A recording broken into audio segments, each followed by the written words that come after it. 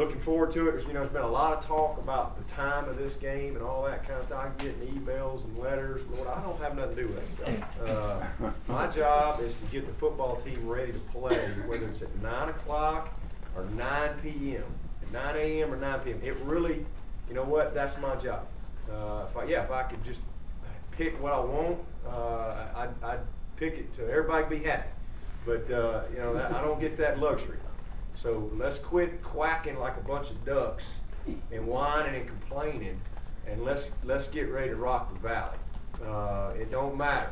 This is the best venue in college football right here when it's rocking.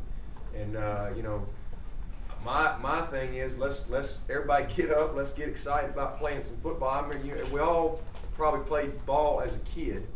And just think about all those Saturdays you woke up and you didn't lay around all day and then say, all right, well, let's go play ball. No, you got your butt up and you went on outside and you were looking for a place to play, right? Where's the game? Whose yard we playing in today? What neighborhood we going to today? And you play. And then you'd play, and then you'd come back that afternoon, you'd eat and start watching football. And, so, hey, that's what I told them. Let's get up and let's go play some ball and enjoy the day. TV is TV, and they control a lot of things.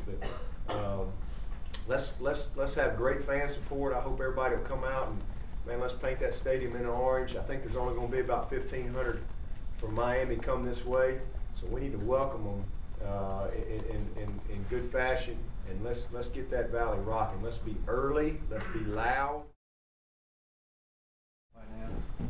Played 3 games. Played 3 games, and 2 of them were games that we really just physically controlled. So they can only produce with the opportunities that they get. We're not about building people's stats or this and that. We're about winning. And we played North Texas and PC, and really, we could have thrown the ball if that would have been our objective. But our objective was to line up and just win the game and move on. And again, I think we've made some plays. I think Jerron is a guy that has impressed us and shown us that he could be a big play guy for us. He's done it. Xavier didn't really have many opportunities early, and then all of a sudden Auburn, boom, he took advantage of some real opportunities, made some plays. Brandon Clear has made some big plays with his opportunities.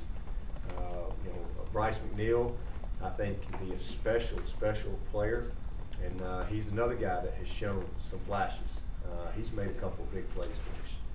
Mark Vaughn has been very steady and has really, to me, been a pleasant, not surprise, but just good. It's just been good to see him have a little success. And he's ran with the ball pretty well. And who am I forgetting there? Ash, is a guy that's kind of been around here a long time. We pretty much know what we have in Terrence. Obviously did not take advantage of his opportunity that he had in the Auburn game, and that was disappointing. But he's one of those old guys that just as soon as you get ready to write him off, he'll make a big play for you. In fact, he made a huge play against Miami last year that people want to quickly forget, that I remember very well. And he's a good role player for us and will be around, and I think will make a good contribution as the season continues to go. But, Nuke Hopkins is the freshman that you just have to have your head in the sand to not recognize his ability. I mean, he's would have had a touchdown against Auburn. I mean, walking a touchdown, but the ball got batted down. Ben made a great play for them, batted the ball down, and then made another play. But with the opportunities that he's had, he's really done a nice job. So, again, I think we got 6 guys, that have the ability to be playmakers for us. But I think that'll, again, more define itself in the next few weeks as we really get into conference play here, and we're going to have to throw the ball more to win. On the same. Taking a step up this year. Yeah, DeQuan has come to play. He really has. He's taken to heart things that we talked about in the spring, things we talked about this summer, in fall camp. You know, I know where he wants to be, where he wants to go, and the level that he's capable of playing at. And you know, and he's been a good player. I mean, you know, that's the thing. The expectations. He'll never live up to his expectations, you know, that other people have for him. He's a very talented guy, and he came in here with really high expectations, and he's done some really good things. But he has not been dominant every week like we think he's capable of being. He's been good, but not a dominant player every game. And you know, and we've talked about why. He's taken a lot of those things into account, and he's worked on it. He's gotten his body in great shape. You know, he was almost 290 last year. He's around 272, 273, and he's got his mind right, and he's healthy. You know, he's got a little banged up last year, but he's just very focused on being a great player and doing what it takes to be great. I'm proud of him. We've had 3 ball games. He's been player of the game twice, and he is been dominant. You know, and I think that's what he's capable of doing to the point where they're going to try to identify where he is and stay away from him. And so I think that he's on his way to having a great year, and I'm just, again, real proud of him. He's had a difficult fall so far, camp and about the last 7-8 weeks or whatever, and I'm just real proud of how he's handled it. You know, sometimes things like that happen in our lives, you can respond one way or the other, and I think it's been he's responded the right way, and it's been fuel for him, and hopefully he'll continue. He's just a talented back. I mean, he's a very, very good player. I mean, he rushed for 140-something yards on Auburn's defense, which is a really good defense, and he breaks tackles. He has great vision.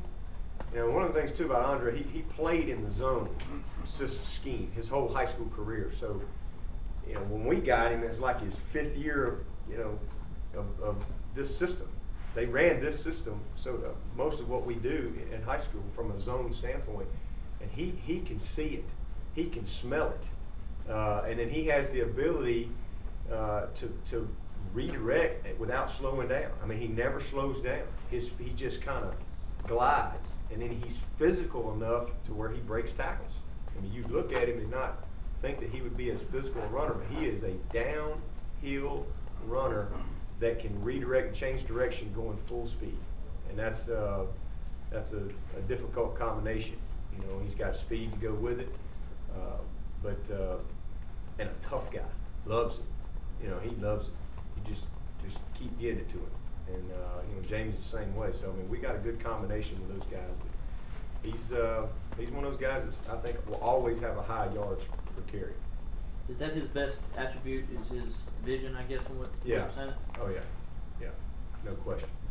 And just being able to set his blocks up.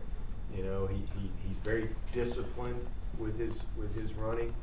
You know, you very seldom do we see him on film make a bad cut, or you know, cut on air, not press the block properly, not read the right thing. I mean, he's very disciplined when it comes to that. And then when he sees a slither, he is boom, explosive, very explosive, with short bursts. You know, he's much more explosive in short space than he is maybe top end running away from the guy, like CJ, for example. He's just a really determined runner. Given all that, is he a better running back than CJ? Well, it'd be hard for me to say that. Ask me that 2 years from now. CJ is